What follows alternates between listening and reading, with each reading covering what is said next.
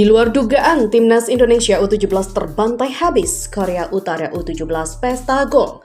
Media-media luar terkejut.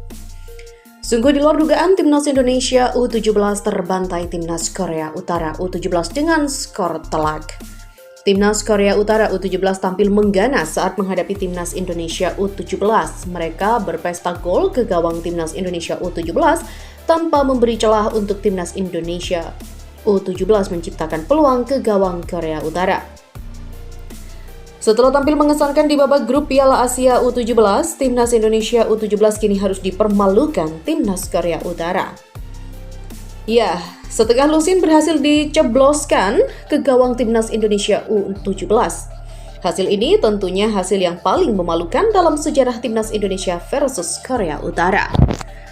Tentu, hasil ini tentu mengejutkan semua pihak termasuk media luar negeri yang sebelumnya terkesima dengan penampilan Timnas Indonesia U17 di fase grup. Contoh adalah media Vietnam dan juga media-media ASEAN lainnya yang awalnya menjagokan Timnas Indonesia U17 mampu mengatasi Timnas Korea Utara U17, justru secara mengejutkan Timnas Indonesia U17 terbantai begitu saja. Meski begitu, tentu hal ini menjadi sebuah pembelajaran bagi punggawa muda Garuda untuk menatap ajang yang lebih besar, yaitu Piala Dunia U17. Waktu 2 bulan harus dimanfaatkan betul untuk pelatih Nova Arianto memperbaiki kekurangan Timnas Indonesia U17 untuk berlaga di Piala Dunia U17. Dan jika perlu, pelatih Nova Arianto mencari para pemain diaspora di luar negeri agar mampu bersaing di Piala Dunia U17. Dan mohon maaf, bukan menyepelekan para pemain yang saat ini, namun jika Nova Arianto mengandalkan para pemain yang saat ini, rasanya sulit bersaing di Piala Dunia U17, di mana lawannya akan lebih sulit dari Piala Asia ini.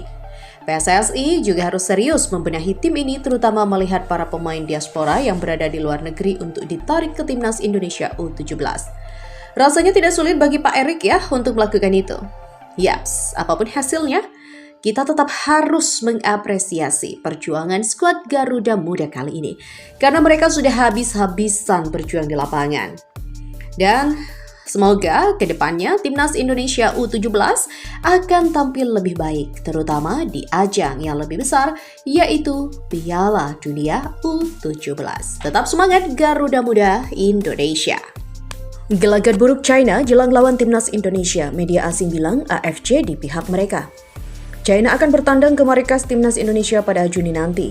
Pertandingan Timnas Indonesia versus China dijadwalkan akan berlangsung di Stadion Utama Gelora Bung Karno. Kedua tim wajib menang di laga ini demi menjaga asa bisa lolos ke Piala Dunia 2026. Posisi tamu dalam kondisi terjepit. Ya, bagaimana tidak? Anak asuh Branko Ivankovic itu saat ini berada di posisi paling buncit di grup C dengan meraih 6 poin. Sedangkan Timnas Indonesia berada di peringkat keempat dengan koleksi 9 poin. Harapan untuk anak asuh Patrick Kluivert ke babak keempat masih terbuka lebar, di mana sadar posisi timnas mereka terjepit, salah satu media China justru menurunkan pemberitaan yang terkesan pihak AFC berada di pihak negeri tirai bambu tersebut. Media China, Yeyi, seperti dikutip suara.com pada Senin 14 April menuliskan bahwa Ketua Umum PSSI-nya China, Song Kai telah bertemu dengan Presiden AFC Salman bin Ibrahim Al Khalifa, di mana pertemuan itu berlangsung saat sidang umum AFC ke-35 di Kuala Lumpur, Malaysia. Tak hanya bertemu Salman, Song Kai juga tatap muka dengan Sekjen FIFA Matthias Grafström. Hal sama juga sebenarnya dilakukan oleh Ketua Umum PSSI Erick Thohir. Karena di sidang umum AFC ke-35 itu, Ketua Asosiasi Seluruh Asia berdiskusi untuk kemajuan sepak bola.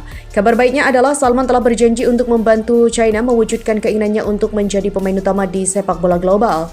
Dan tak diragukan lagi bahwa keinginan yang disebut Salman di konteks ini sebenarnya pada keikutsertaan pada Piala Dunia. Inilah arah dan tujuan yang diperjuangkan China dalam 20 tahun terakhir.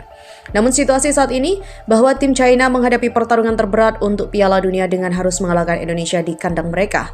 Dalam situasi seperti ini, bagaimana Salman dapat membantu? Dari informasi yang disampaikan media China itu, terkesan pihak AFC akan membantu anak asuh Branko Ivankovic untuk bisa meraih hasil maksimal di markas Timnas Indonesia. Dan masih dari sumber yang sama, AFC juga dikabarkan akan lebih memperkuat kerjasama dengan PSSI-nya China, termasuk dalam upaya memajukan sepak bola Asia, mulai dari promosi, pengembangan pemain muda hingga jadikan China sebagai tuan rumah kompetisi internasional. China saat ini diketahui mengajukan diri untuk jadi tuan rumah Piala Asia U17 2026 atau 2027 dan AFC saat ini sedang mempertimbangkannya. Ketua Federasi Thailand akui timnas Indonesia sudah di level Asia, bukan lagi lawan negara ASEAN. Ketua Federasi Sepak Bola Thailand, Nual Pan Lamsam atau yang akrab disapa Madam Pang, secara terbuka mengakui bahwa timnas Indonesia telah melampaui level negara-negara ASEAN. Dalam pernyataan terbarunya yang jadi perbincangan publik sepak bola regional, Madam Pang menilai bahwa perkembangan skuad Garuda dalam beberapa tahun terakhir sangat luar biasa.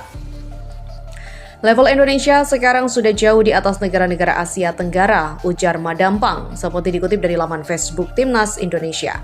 Mereka sudah bermain di level Asia, timnas kami harus belajar dari Indonesia. Pernyataan ini muncul setelah keberhasilan timnas Indonesia dalam berbagai ajang internasional. Dari level senior hingga kelompok usia, skuad Merah Putih menunjukkan kemajuan yang signifikan. Penampilan impresif di kualifikasi Piala Dunia 2026 dan keberhasilan timnas Indonesia U17 lolos ke Piala Dunia U17 2025 membuat negara-negara tetangga mulai menaruh hormat. Thailand sendiri baru-baru ini harus mengakui keunggulan Indonesia dalam beberapa pertandingan krusial, baik di SEA Games, Piala AFF hingga level junior. Dalam beberapa kesempatan, tim Thailand bahkan gagal menembus babak final akibat kekalahan dari skuad Garuda. Naiknya Indonesia ke panggung Asia, transformasi timnas Indonesia terjadi berkat kombinasi pelatih internasional, pemain naturalisasi berkualitas dan fondasi kuat dari kompetisi dalam negeri. Pengelolaan federasi yang lebih profesional serta dukungan besar dari masyarakat juga menjadi faktor pendorong lain. Pengamat sepak bola Asia pun mulai memasukkan Indonesia sebagai salah satu kekuatan baru di kawasan. Tak heran jika negara-negara seperti Thailand, Vietnam, dan Malaysia kini menjadikan Indonesia sebagai tolak ukur. Saat ini Indonesia menjadi salah satu tim yang bisa bersaing dengan negara-negara seperti Jepang, Korea Selatan, hingga Arab Saudi. Meski banyak menuai pujian, timnas Indonesia tak boleh cepat puas. Konsistensi adalah tantangan terbesar jika ingin benar-benar menjadi raksasa Asia. Laga-laga berat di kualifikasi Piala Dunia 2026 dan juga persiapan menuju Piala Asia 2027 akan menjadi ujian selanjutnya bagi tim asuhan Patrick Kluivert. Satu hal yang pasti, status Indonesia sebagai kekuatan baru Asia kini telah diakui bahkan oleh rival lamanya di Asia Tenggara.